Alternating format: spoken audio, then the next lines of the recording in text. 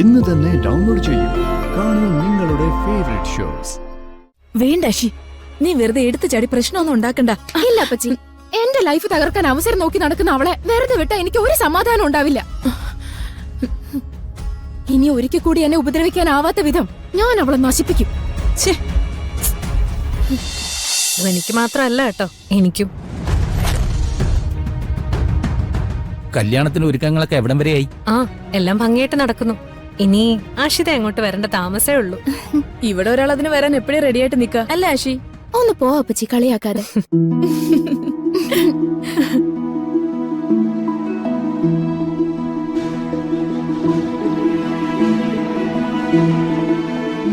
എന്റെ നീരജ് പെടുത്തി നീ. ആ, നിങ്ങൾ വന്നോ? ഓ മടുത്തു. നീരജ, നീ ഇനി എന്നെ ഷോപ്പിങ്ങിന് പോകാനും വിളിച്ചേക്കരുത്. അമ്മയും മോളും കൂടെ ഉള്ള കട മൊത്തം കേറി ഇറങ്ങി എന്നെ അങ്ങ് ബുദ്ധിമുട്ടിച്ചു. ആഹാ, അത് കൊള്ളാലോ. അപ്പൊ പിന്നെ ഞങ്ങളുടെ കൂടെ ആരാ വരേണ്ടത്, അല്ലേ ചേച്ചി? അതെ, ഒരു കണക്കിന് പറഞ്ഞാൽ സഹദേവൻ ഇത്രയെങ്കിലും ചെയ്യുന്നുണ്ടല്ലോ. മഹേട്ടന്റെ കാര്യം നിങ്ങൾക്കറിയാലോ. കല്യാണം കഴിഞ്ഞ ആദ്യ സമയത്ത് എന്റെ കൂടെ ഒന്ന് ഷോപ്പിങ്ങിന് വന്നിട്ടുള്ളതാ, പിന്നെ വന്നിട്ടില്ല. പല്ലവി എവിടെ? അവള് വന്നില്ലേ? അവള് ഫ്രണ്ട്സിന്റെ കൂടെ കറങ്ങാൻ പോയി. ഇനി അതിന്റെ പേരിൽ പൂർണിമ എന്തൊക്കെ പറയൂ എന്തോ. പൂർണിമ ഇവിടെ ഇല്ല. ഓ ഭാഗ്യം. ഇവിടെ പോയി? അതൊന്നും പറയാത്തതാ ഭേദം. ഇന്നിവിടെ ഒരു ഗസ്റ്റ് ഉണ്ടായിരുന്നു. ഗസ്റ്റോ? ആര്? ആ അഷിതയുടെ ചേച്ചിയില്ലേ, ദുർഗ. അവളും അവളുടെ കൂടെ കെട്ടാനെന്ന് പറഞ്ഞ് നടക്കുന്ന ഒരുത്തനില്ലേ, കിരൺ, അവനും.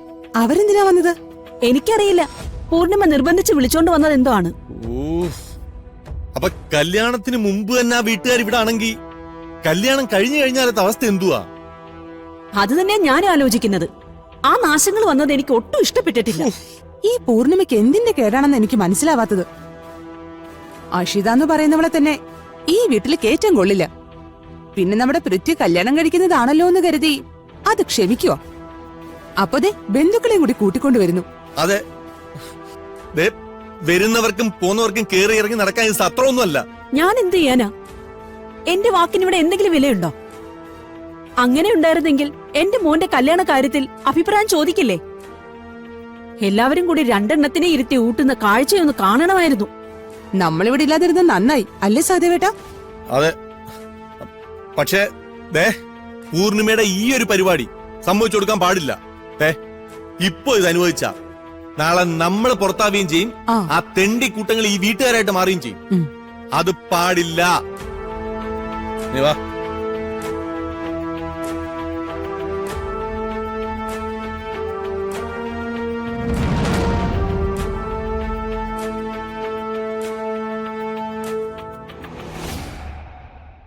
എങ്കിൽ ഞാൻ ഇറങ്ങിക്കോട്ടെ.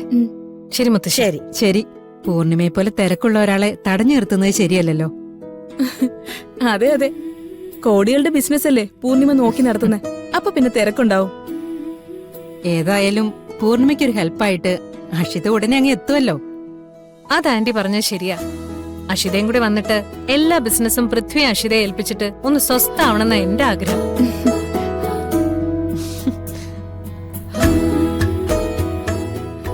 ദുർഗ ഇടയ്ക്ക് വരണം കേട്ടോ. ധ്വനിമോൾക്കത് വലിയ സന്തോഷാവും. വരാൻ ചേച്ചി.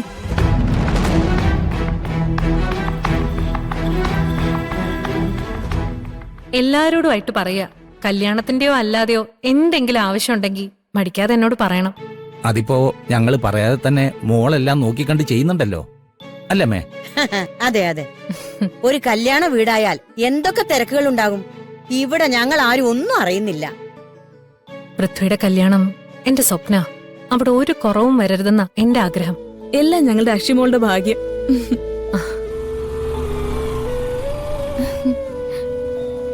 ആ, 5 വരുന്നുണ്ടല്ലോ.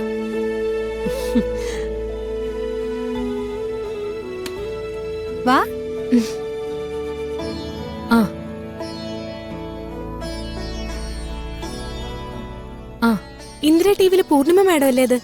അതെ, ചേച്ചിയുടെ അനിയനെയാ അശി കല്യാണം കഴിക്കുന്നത്. ഓ ലക്കി.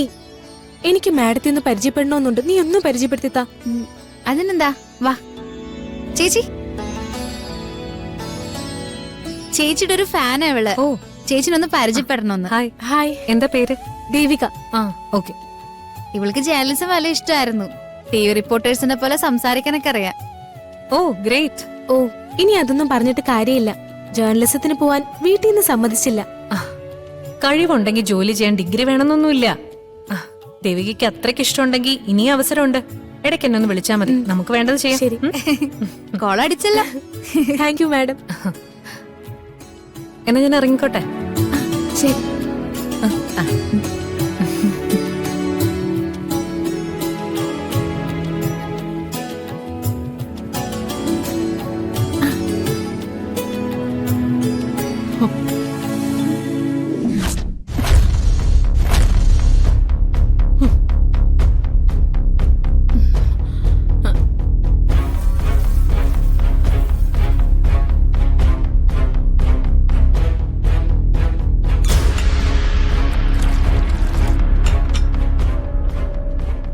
നാത്തു എന്താ പെട്ടെന്ന് ഇങ്ങ് പോന്നെ? നമുക്ക് ദുർഗയോട് ചോദിക്കണ്ടേ? അവൾക്കിട്ട് 2 കൊടുക്കണ്ടേ? വേണ്ട ഗിരിജെ, ഇപ്പൊ വേണ്ട. ആ കണ്ടോ, അമ്മ കാല് മാറി. കുറച്ചു മുമ്പ് അവളെ പച്ചയ്ക്ക് കത്തിക്കൂന്ന് പറഞ്ഞ ആളാ പെട്ടെന്ന് അങ്ങ് മാറിയത്. നീയൊന്ന് സമാധാനപ്പെടാ. സ്വസ്ഥമായിട്ട് ഞാൻ പറയുന്നതൊന്ന് കേൾക്ക്. എനിക്കൊന്നും കേക്കണ്ട. നാത്തുനെന്താ ഇപ്പൊ ഇങ്ങനെ പറയുന്നേ? അവളെ വെറുതെ വിടാനാണോ ഭാവം? എന്റെ ഗിരിജെ, ഈ പെണ്ണിനെ പോലെ നിനക്കും ബുദ്ധിയില്ലാതെയായോ? ഇപ്പൊ നമ്മൾ അവളോട് സംസാരിച്ചതുകൊണ്ട് യാതൊരു പ്രയോജനവും ഇല്ല.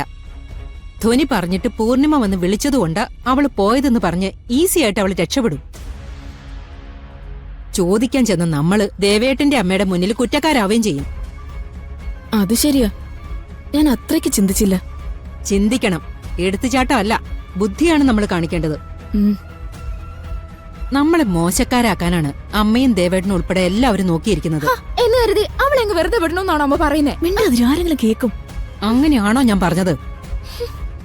അവൾക്കുള്ളത് നമുക്ക് കൊടുക്കാം. അതിനുള്ള അവസരം അവള് തന്നെ നമുക്ക് താമസിയാതെ ഉണ്ടാക്കി തരും. അതെ, അതായിരിക്കും നല്ലത്. അല്ലെങ്കിൽ വെറുതെ നമ്മുടെ വായിലെ വെള്ളം വെറ്റുന്നല്ലാതെ ഒരു പ്രയോജനം ഉണ്ടാവാൻ പോകുന്നില്ല. കല്യാണം അടുത്തു വന്ന ഈ സമയത്ത് അങ്ങനെ ഒരു പ്രശ്നം ഒഴിവാക്കുന്നത് തന്നെയാ നല്ലത്. അതാ ഞാൻ തൽക്കാലത്തേക്ക് ക്ഷമിച്ചത്. ഞാൻ അവളെ അങ്ങനെ വെറുതെ വിടില്ല. എനിക്കറിയാം എന്താ വേണ്ടേന്ന്. വേണ്ട അഷി, നീ വെറുതെ എടുത്തു ചാടി പ്രശ്നമൊന്നും ഉണ്ടാക്കണ്ട. ഇല്ല അപ്പച്ചി, എന്റെ ലൈഫ് തകർക്കാൻ അവസരം നോക്കി നടക്കുന്ന അവളെ വെറുതെ വിട്ടാ എനിക്ക് ഒരു സമാധാനം ഉണ്ടാവില്ല. ഇനി ഒരിക്കൽ കൂടി എന്നെ ഉപദ്രവിക്കാനാവാത്ത വിധം ഞാൻ അവളെ നശിപ്പിക്കും. അഷി, അഷി, അഷി മോളെ, ഈ പെണ്ണിത് എന്തിനുള്ള പോക്കാ?